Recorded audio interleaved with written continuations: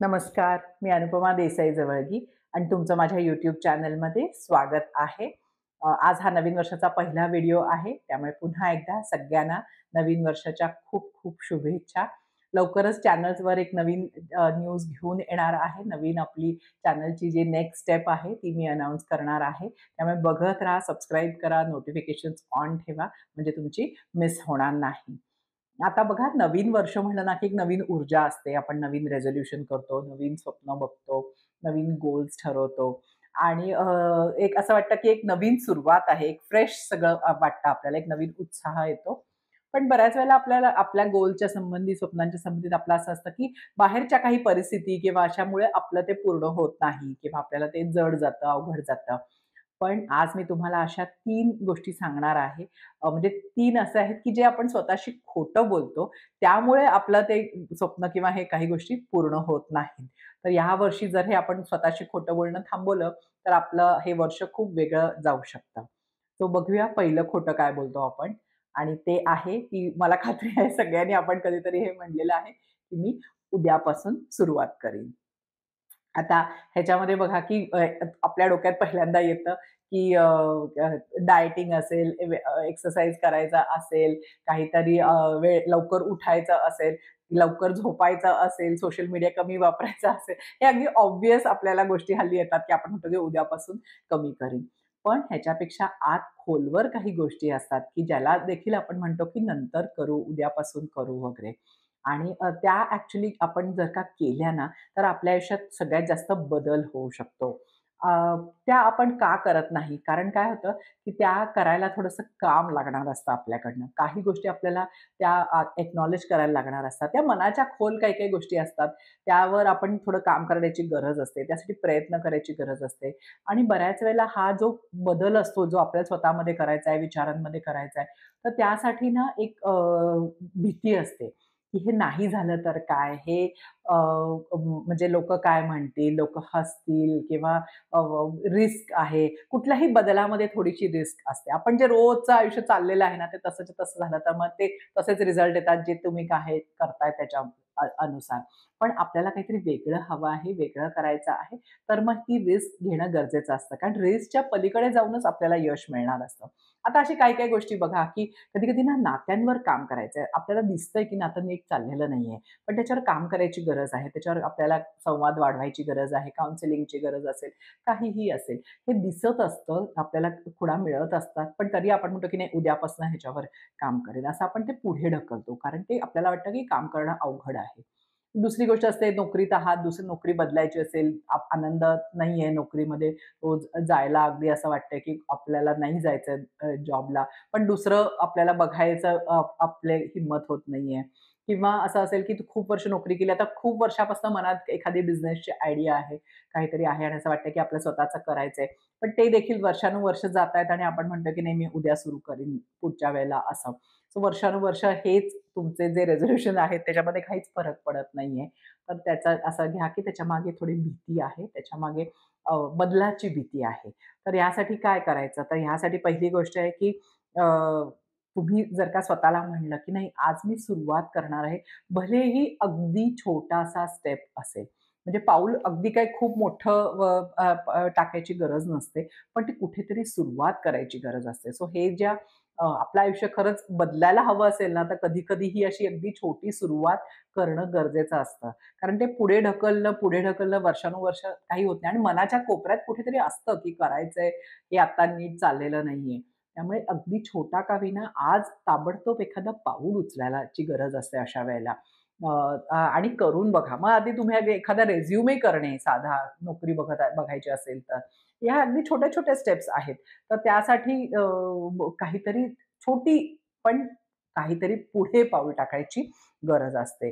त्यामुळे कारण काय होतं journey of 1000 steps starts with the first one म्हणतात. म्हणजे पावलं पुढे तुम्ही पहिलं टाकलं ना, तर तुमचं ते पुढचा रस्ता हळू दिसायला लागतो. सगळं तुम्हाला शेवटपर्यंत माहिती पाहिजे अशी खरंच गरज नसते. पण आपण असा विचार करतो, की सगळं मला माहिती पाहिजे सुरुवातीलाच कसं-कसं होणार आहे आणि म्हणून आपण ते म्हणतो, की आज नाही आता उद्या करेन असं. सो सगळे उद्या सोडून द्या. आजच्या आज एक छोटं पाऊल उचलायचा प्रयत्न करा. आधी आयडेंटिफाय करा, की म्हणजे हे डाएट हे ते तर असतंच दरवर्षीचं, पण हे असं खोलवर कुठली इच्छा आहे, की ज्यासाठी तुम्ही उद्याची वाट बघताय. कारण तो उद्या कधीच येणार नाहीये. तर ही झालं पहिलं खोटं.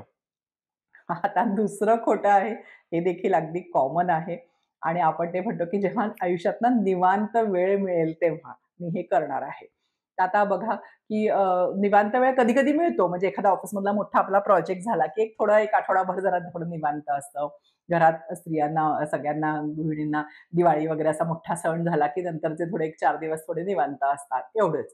त्याच्यानंतर परत नव्याने काहीतरी आपल्या आयुष्यात सुरू होतं. आपण असं स्वतःला सांगत राहतो, की एक दिवशी मिळणार आहे वेळ. पण असा निवांत वेळ कधीच मिळत नाही. आणि तुम्हीही 10-15 वर्षाचा गेली विचार करून बघा, की काहीतरी नवीन नवीन येतं आयुष्यामध्ये. आणि असं म्हणजे बऱ्याच वेळेला मुलं लहान असतात ते म्हणतात, की ते थोडे आता बाळं आहेत, थोडे मोठे झाले, की मग त्यांची शाळा सुरू होतात. त्यांच्या शाळा सुरू झाल्या, की ते अजून म्हणजे त्यांचे होमवर्क हे ते प्रोजेक्ट ह्याच्यामध्ये आपण बिझी होतो. कॉलेजमध्ये असं वाटतं, की नाही, पण मग त्यांचे ते क्लासेस हे ते असं. सो असं काही ना काहीतरी प्रत्येकाच्या आयुष्यामध्ये सारखं चालू राहतं. जॉबमध्ये पण तसंच असतं. नवीन जॉब आहे म्हणून असं वाटतं, की थोडा आता खूप बिझी आहे. नवीन प्रोजेक्ट्स येत राहतात एकावर एक. सो असं कधीच असं होत नाही, की निवांत वेळ मिळणार आहे. पण आपण अशा मनातली बरीच स्वप्न निवांत वेळेसाठी ठेवलेली असतात आणि जेव्हा आपण हे लक्षात घेतो, की हे कधीच होणार नाहीये आणि आज मला त्या माझ्या स्वप्नासाठी काय करता येईल याचा विचार करतो ना, तेव्हाच ते ॲक्चुअली त्याच्यात काहीतरी सुरुवात होते किंवा ते सुरुवात करायची गरज होते. आता मग त्याच्यासाठी काय तर बेसिकली की एक आपल्या वेळ कुठे जातो आहे हे बघणे. तर कुठे जातो आहे म्हटलं तर एक अक्षरशः तुम्ही जर का आठवड्याचं हे केलं, की या आठवड्यात आपण कुठल्या-कुठल्या गोष्टी केल्या. व्हॉट यू मेजर इम्प्रूव्हज असं मागे त्याच्यावर एक व्हिडिओ पण केलेला आहे. साधं नुसतं बघितलं तरी आपल्याला थोडा एक्स्ट्रा वेळ मिळतो बघा. पण बऱ्याच वेळेला मग अशा वेळेला आपण कुठल्या गोष्टी करतोय ज्याची खरंच करायची गरज नाहीये. काय गोष्टी आहेत, की ज्या आपण डेलिगेट दुसऱ्यांकडनं करून घेऊ शकतो.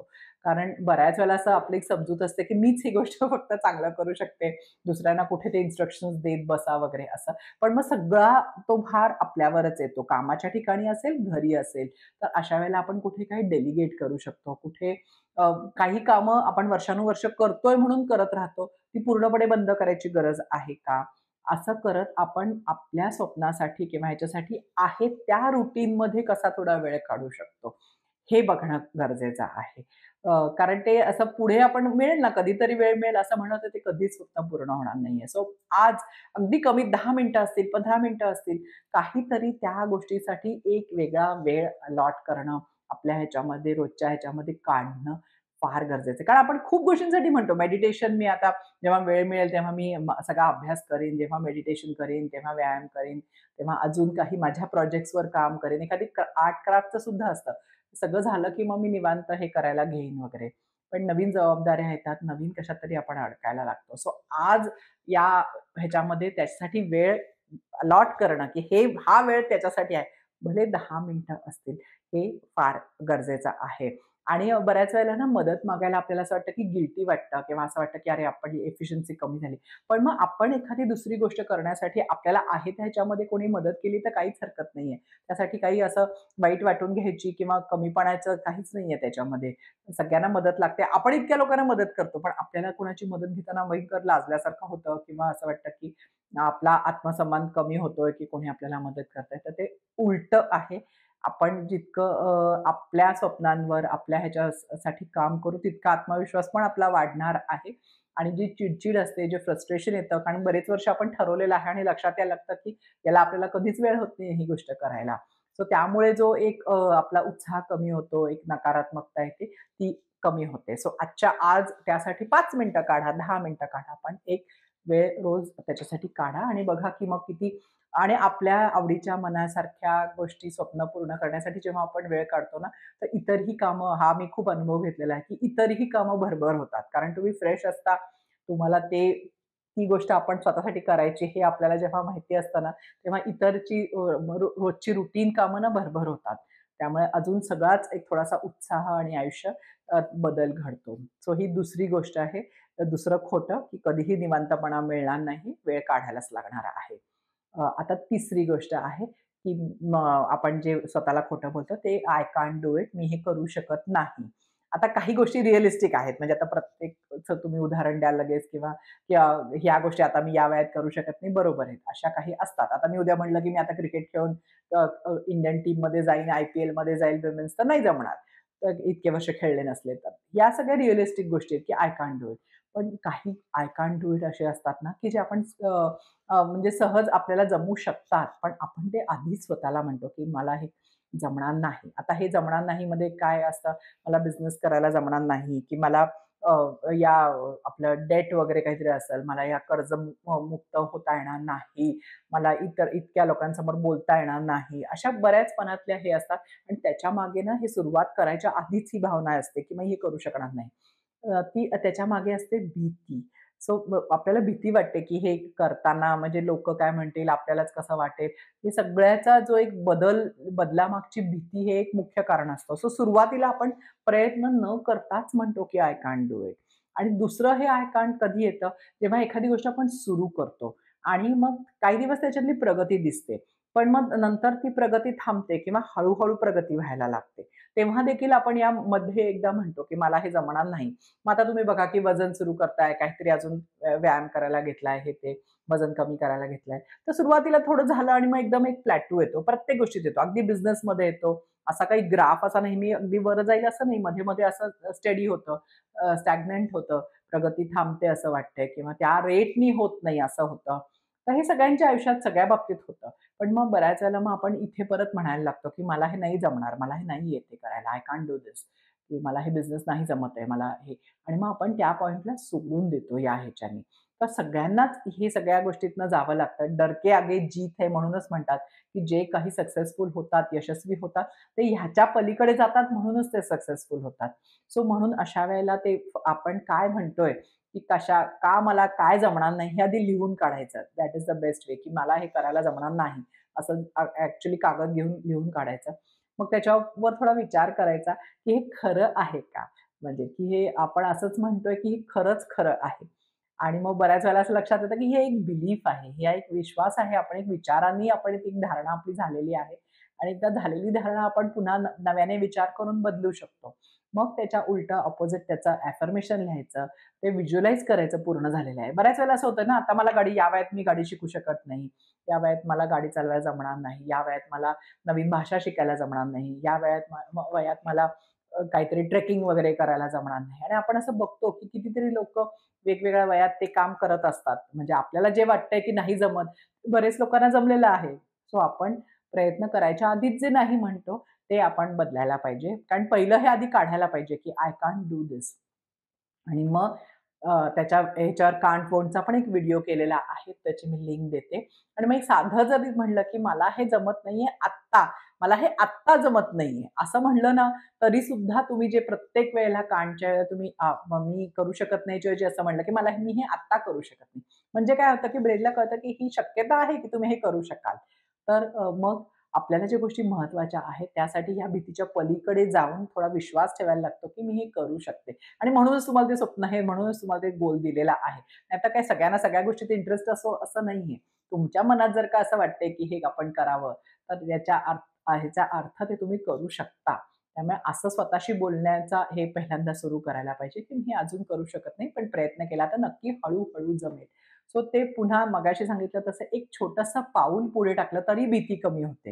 अ, कारण ती म्हणजे कसं होईल किंवा काय होईल याचीच भीती जास्त असते. पहिलं पाऊल टाकलं ना, की थोडी भीती बघा कमी होईल आणि मग अजून एक रिझल्ट दिसायला लागले, की मग हळू त्याचा उत्साह येईल. तो प्रोग्रेस हळू असला तरी तो आहे, ती प्रगती होते आहे, ह्याच्यावर विश्वास ठेवायला लागतो. ते दिसायलाही लागतं. सो एक छोटं पाऊल तुम्हाला त्या प्रगतीकडे घेऊन जाईल. मध्ये-मध्ये सगळ्यांच्या ह्याच्यात टप्पे येतात, तेव्हाही सांगायला पाहिजे, की मलाच हे होत नाहीये, मलाच जमत नाही असं नाहीये. प्रत्येकालाच हे असं होतं आणि त्यातनं पुढे जाण्यात हा एक वेगळा स्किल आहे. ते पण आपलं डेव्हलप होतं अशा वेळेला. सो हे 3 खोटे आहेत, की जे आपण स्वतःशी नेहमी बोलतो आणि यावर्षी नाही बोललो, तर आपलं आयुष्य, नवीन वर्ष खूप वेगळं जाईल आपल्यासाठी. आणि बघा, की खरं-खरं सांगा, यातलं कुठलं खोटं तुम्ही म्हणता का? मग कमेंटमध्ये लिहून सांगा आधी पहिलं, की कुठलं आहे, की जे तुम्ही पण स्वतःला नेहमी म्हणता आणि आता ते नवीन या वर्षात नवीन त्याच्यामध्ये बदल करणार आहे. सो आवडला तर लाईक करा. ज्यांना फायदा होईल त्यांच्यावर जरूर शेअर करा. चॅनलला सबस्क्राईब करा आणि असंच पुढच्या व्हिडिओमध्ये एक नवीन विषय घेऊन भेटूया. थँक्यू. नमस्कार आणि हॅपी न्यू इयर.